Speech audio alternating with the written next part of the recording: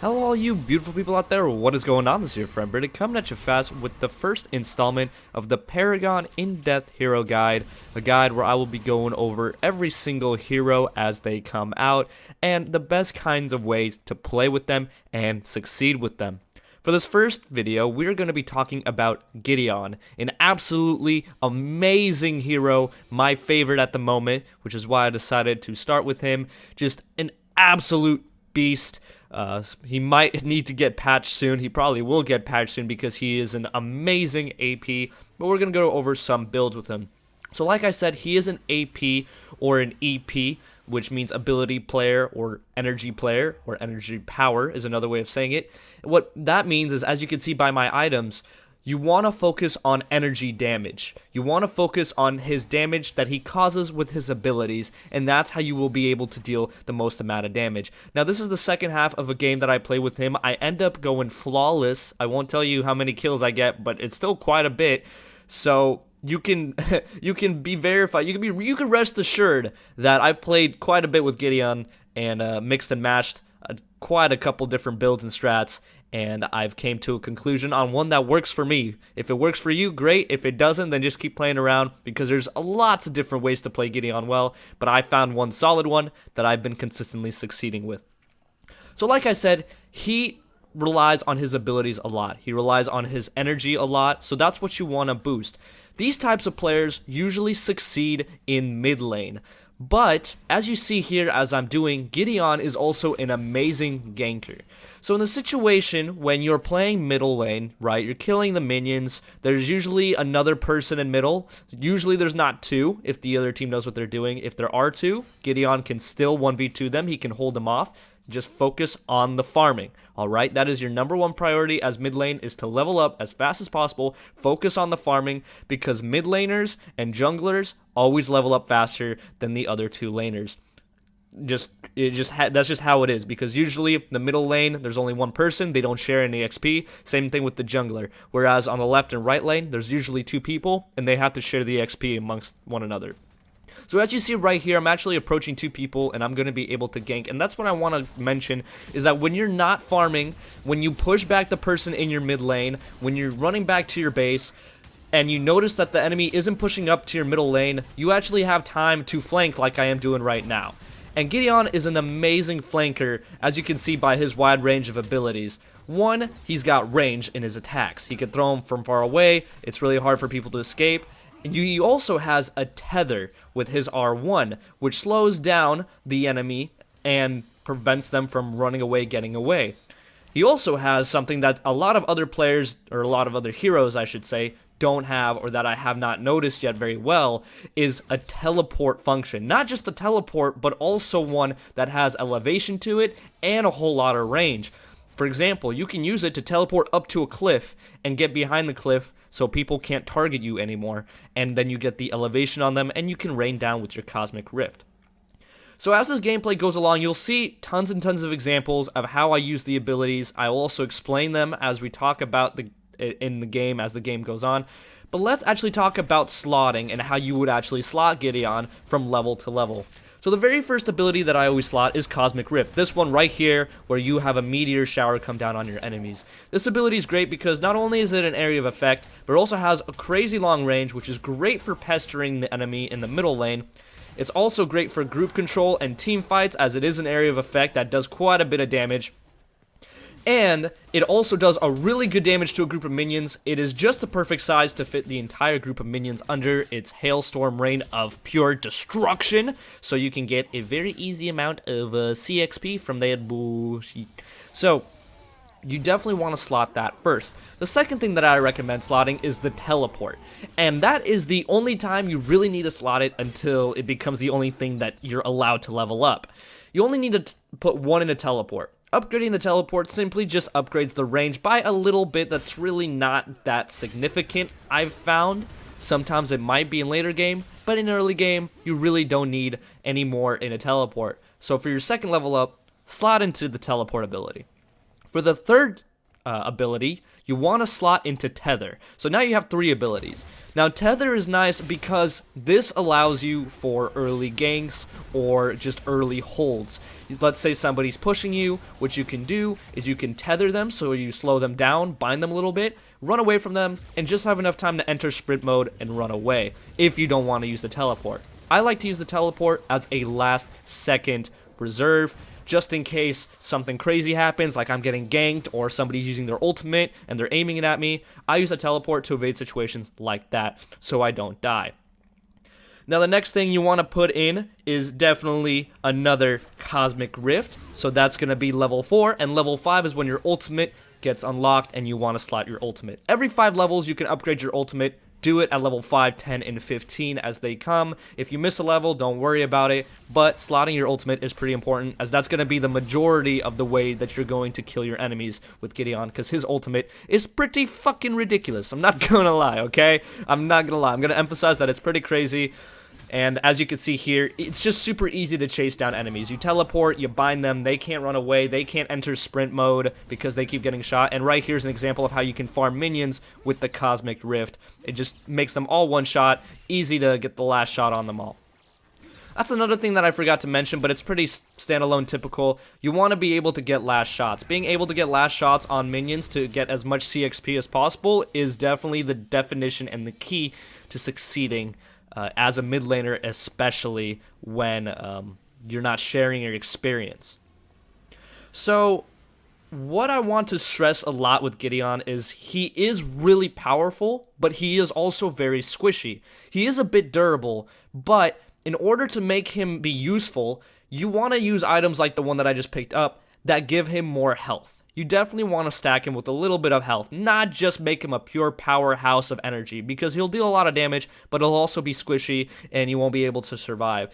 And in MOBAs, my goal is usually foremost is to be able to survive rather than get kills. Because if I die, the other team gets my XP and they level up faster, and that just makes it harder for the entire team on my part. When I get kills, it only makes it better for me. Yeah, I can help out my team, but I'm only one person.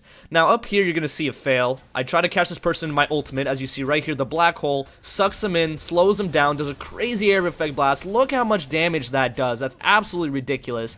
But I just keep missing my skill shots. I teleport closer. I just start panicking. I'm like, come on, just die already. Wow. And this person perfectly enters sprint mode and gets away from me and my teammate. That is the only fail I have this entire game. You see me shake my screen in frustration, but it's alright. We'll get them later soon enough. So, like I said with Gideon, you definitely want to focus energy, but also focus health. Once you had a pretty healthy balance, I'd like to say about a 60-40 balance, energy to health, maybe 70-30 if you're feeling risky. Near the end game is when you want to focus on mana. You want to do at least one item that's dedicated to mana and health, or mana and energy, or maybe even some mana regen too would be nice to throw in there. And you can replace stuff like your mana potion for that, because you won't need mana potions anymore once you get to the late game. But I'm getting a bit ahead of myself. Let's get back to Gideon and how to actually fight. So, you've seen a lot of examples of me approach people, flank them, gank them, shoot them in the face, crisscross, applesauce, schmang-dangle them. You see me do everything, but let me explain it step by step so you guys can do it on your own as well.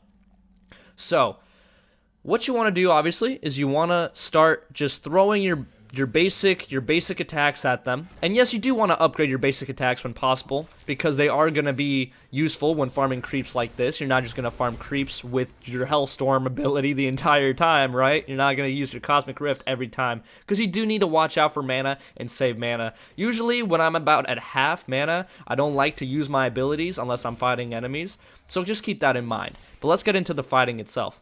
So obviously, when you see an enemy, and you're usually one-on-one with mid lane, you want to focus on the creeps. You want to let the minions approach a little bit farther than the opposition. So to do that, what you want to do is you want to push up, but stay behind your wall of minions, of course. Push up and kind of just lob little grenades, little shots with your basic attack at the enemy so they back off. As soon as you notice they back off, start looking at the minions. You don't want to spam your basic attack at the minions. You want to let your minions attack their minions, but you want to keep an eye on them. while you're throwing your energy blasts at the enemy. As soon as you notice an enemy minion get to low health, at the point where you can either one-shot or two-shot them, that's when you want to hit them. Because you only need to hit every single minion once if it's the last shot you get on them. That's what's important. The last shot literally makes the XP go into your body. You are like a magnet. You absorb the XP. You don't have to run over it. You don't have to get out of position. And I'm pretty sure you even get bonus XP for doing it. And it's not shared amongst anyone else. So don't focus on hitting the minions, alright? If the minions kill all your minions and they're starting to approach, back up. It's okay to play under tower, especially if there's multiple people under you. I do it all the time. Sit under tower and then just snipe their minions from under tower, because as soon as they try to hit you while you're under tower, your own tower will target the enemy heroes and start hitting the hell out of them, and then that's when you can dive in and ultimate them or use your Cosmic Rift ability or whatever. So focus on the minions. Farming is key because that's what's going to get you higher level than everybody else faster, and that's what the key to success was for me in this game, as I stood higher level than almost everybody on the other team the entire time. If not, then I was the same. And as you can see right here, this is what I like to call my finisher right there. That combo was absolutely beautiful, using the teleport to teleport behind the enemy and using the ultimate to suck them in. So I'm going to go into more detail about that specifically. So when you're fighting them at range, you're whittling them down with your Cosmic Rift, with your basic attacks, with your tethers, slowing them down, binding them, whatever, and you get them to about half health, right? Maybe 40% just to make sure. And they're really stubborn. They're still not backing up. That's when you know you can trap them, especially if it's a one-on-one. The teleport can be an offensive and a defensive move. So on offense, what I like to do, as you saw right there, is I like to teleport, not to them, not in front of them, but behind them slightly. Especially if they're playing near tower, because it makes it that much more predictable. When you teleport in front of them and you use your ability, they still have enough time to back up or dash out or use one of their abilities, maybe like a backflip from Kalali, or however the hell you say that name. I'm not exactly sure. Sorry if I totally butchered the shit out of that. Haven't made a guide on her yet. But when you stand in front of them, they have a chance of dodging it. When you get behind them, however, you have a chance to actually sandwich them in. For example, in this situation, my teammates were attacking them in the front. If I was able to use my ultimate, I would have, and I would be able to sandwich them both between my teammates' fires and then my fire. But too bad for this guy, he didn't use his sprint mode quick enough, didn't realize it. I ended up catching up to him and getting behind him, in between his tower and him, and killing him. So that's why it's important to get behind them when you're using your teleport. One, you can sandwich him with your teammates when it's during a team fight, and two, it's more predictable, you know? Everybody's first reaction when they're getting hit by an AoE is to back up, because no matter what, you expect that, okay, if I back up, no matter if he aim more a bit to the left or more a bit to the right, I'm still going to evade everything. And that's what gets people, is that kind of notion. So when you teleport behind them and you do this big area of effect blast, they kind of get, you know, off track. They can't focus. Another reason why you can go behind them is because they lose track of you. Yeah, you leave like a little ring that shows you where you went, but a lot of people don't react that quick. By the time they react, you already charged up your ultimate and you're destroying them with that black hole ability. It's absolutely relentless. Now, do you dive into 3 people with Gideon and use your black hole? Absolutely not. Unless it's a team fight where the tank is getting more of the attention or somebody else is taking more of the attention, somebody who's beefier than you are, never ever put yourself in that situation where you might just do a stupid play and kill him. Because the black hole does take time to use effectively, use all of its charges, use all of its hits, and deal the most amount of damage. You can die while you're in the middle of using your black hole. So it should never be used like an explosive kind of nuke ability. It should be used as a finisher, should not be used as an entry, ever.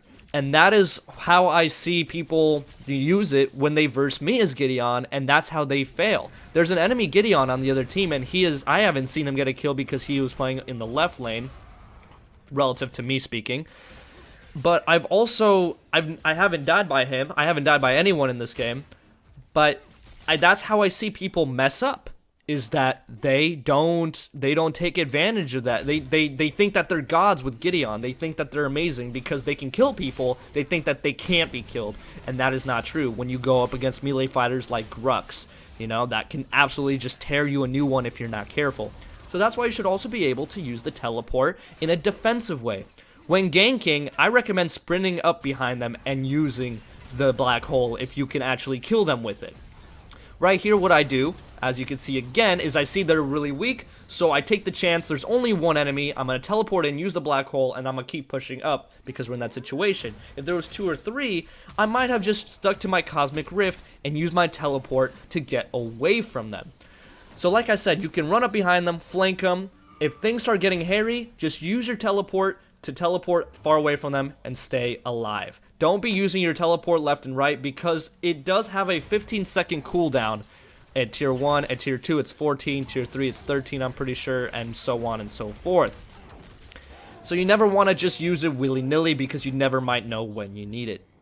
And that's about it with Gideon. He's actually a pretty simple character to play, and a very, very powerful one at that. So it's pretty easy to get good at him, I would say. He's a very, very, very fierce opponent, and he can actually be easily beaten if he is flanked, because he is pretty squishy. But as long as you keep looking at your map, keep looking at your surroundings, making sure you're not getting flanked, making sure you're not getting run up on, then you'd be good.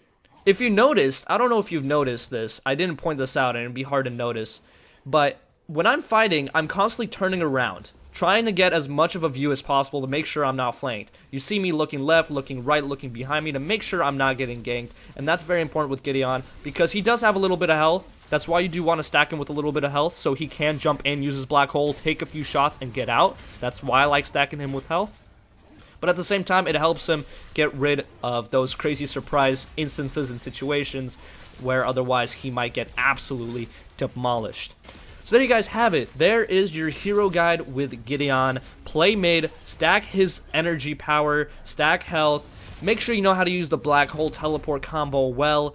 Don't forget about ganking because he's very, very good at that as well. Hopefully this has been helpful. If it has, please drop a like, comment, subscribe, all that good stuff. This is my very first video in the installment. If you watch the entire thing, comment Paragon. It'll let me know if you actually stuck around the entire time. Once again, thank you guys so much for watching. Hopefully you enjoyed, and as always, make sure you all have a wonderful day.